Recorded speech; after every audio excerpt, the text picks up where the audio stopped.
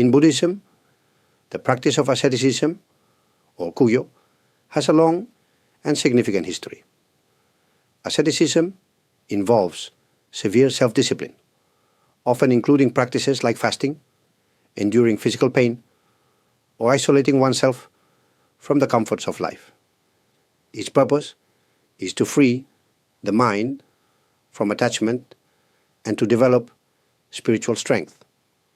Many religious traditions around the world include similar practices, believing that such hardships purify the soul and lead to enlightenment. However, it's important to recognize the limits of asceticism. The Buddha himself experienced this truth. Before achieving enlightenment, the Buddha, then known as Siddhartha Gautama, practiced extreme asceticism for several years. He fasted to the point of near starvation, meditated for hours without moving, and endured great physical suffering. At one point, his body became so weak that he could barely stand. He believed that by denying his physical needs completely, he could find the ultimate truth. But despite all his efforts, he did not find enlightenment. He realized that this extreme path was not leading him closer to wisdom or peace. Instead, it was destroying his body and weakening his mind. He understood that excessive self-denial was just as harmful as indulgence in worldly pleasures. This realization marked a turning point in his spiritual journey. The Buddha discovered that neither extreme poverty nor extreme luxury could bring true happiness or understanding.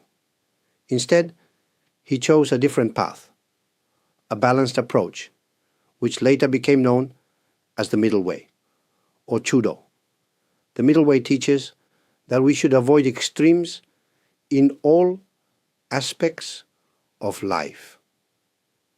Asceticism, when taken too far, becomes another form of attachment.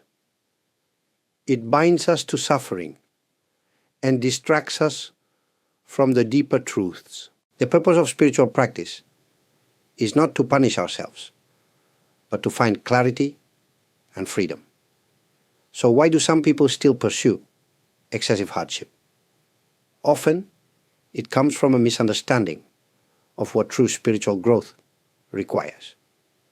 We might think that the harder the struggle, the greater the reward. But Buddhism teaches us that enlightenment does not come from suffering itself. It comes from understanding the nature of suffering and letting go of our attachments. The Buddha's journey reminds us to question the value of unnecessary suffering. Instead of striving for extremes, we can focus on cultivating inner peace and wisdom. Only then can we begin to see the world as it truly is.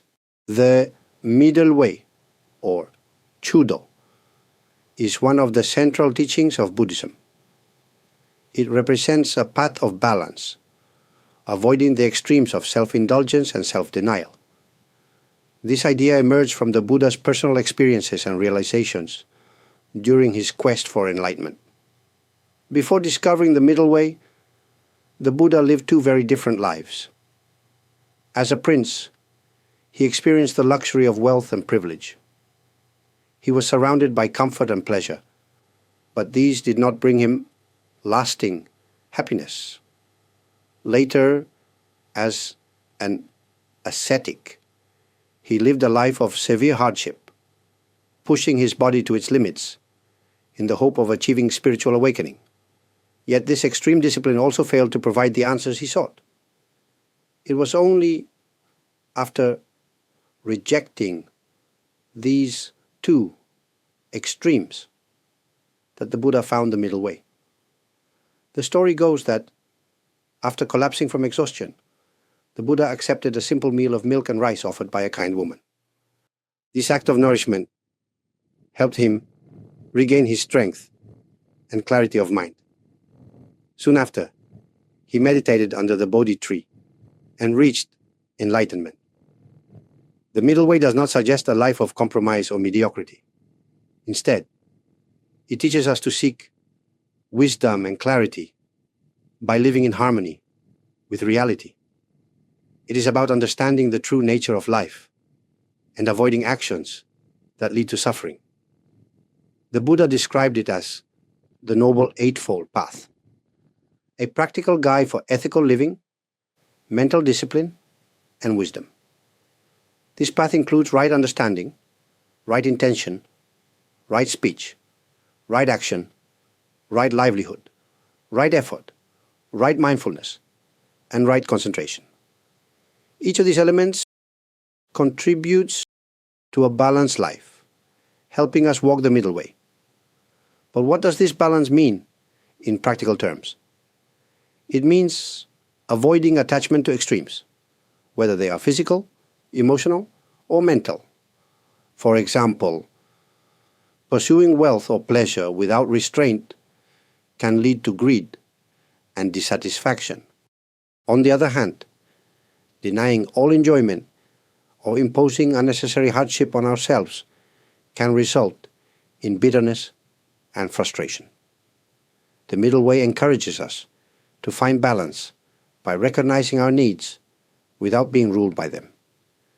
The Buddha compared the middle way to a lute string. If the string is too loose, it won't produce music. If it's too tight, it will break. Only when the string is properly tuned can it create a harmonious sound. In the same way, a balanced life allows us to live harmoniously without being trapped by desire or fear. The middle way teaches us that balance is not weakness, it is wisdom. By avoiding extremes, we can free ourselves from suffering and walk the path toward enlightenment with steadiness and peace. The middle way is not just a teaching from ancient times. It is deeply relevant to our modern lives. In today's world, we often find ourselves pulled in opposing directions. On one hand, we are encouraged to chase success, wealth, and pleasure. On the other, we may feel pressured to sacrifice our well-being for work, family, or social expectations. Both extremes can leave us feeling stressed, exhausted, or unfulfilled. How can the middle way guide us in these challenges? The first step is awareness. When we recognize the areas of our lives where we are out of balance, we can begin to make changes. For example, think about how much time you spend working. While work is important, overworking can harm your health and relationships. The middle way suggests finding a healthy balance, working diligently, but also making time for rest, family, and personal growth. The same principle applies to how we pursue pleasure. In our modern fast-paced world, we are surrounded by temptations. Social media, entertainment, shopping. While these activities can bring temporary enjoyment, indulging in them excessively can lead to dissatisfaction and emptiness. The middle way doesn't demand that we avoid pleasure entirely. Instead, it encourages us to enjoy life's simple joys without letting them control us. Another area where balance is key is in caring for our bodies and minds. A balanced diet, regular exercise, and mindfulness practices like meditation can help us stay healthy and focused. At the same time, the middle way reminds us not to obsess over perfection. True balance comes from being kind to ourselves and recognizing our limits. One way to practice the middle way is to pause and reflect before making decisions. Ask yourself, am I acting out of habit or emotion? Am I leaning too far toward one extreme? This simple moment of reflection can help guide you toward more thoughtful, balanced choices. By walking the middle way in our daily lives, we can cultivate a sense of peace and resilience. Life's challenges won't disappear, but we'll be better equipped to handle them with clarity and strength. Balance is not about avoiding challenges, but about approaching them with wisdom and equanimity. If these teachings resonate with you, consider exploring more about the middle way in your own life. A balanced approach to life can open the door to greater contentment and understanding. Thank you for watching. If you found this video helpful, please give it a thumbs up and consider subscribing to the channel. Your support helps share these teachings with more people. May your journey toward balance and peace be a fulfilling one.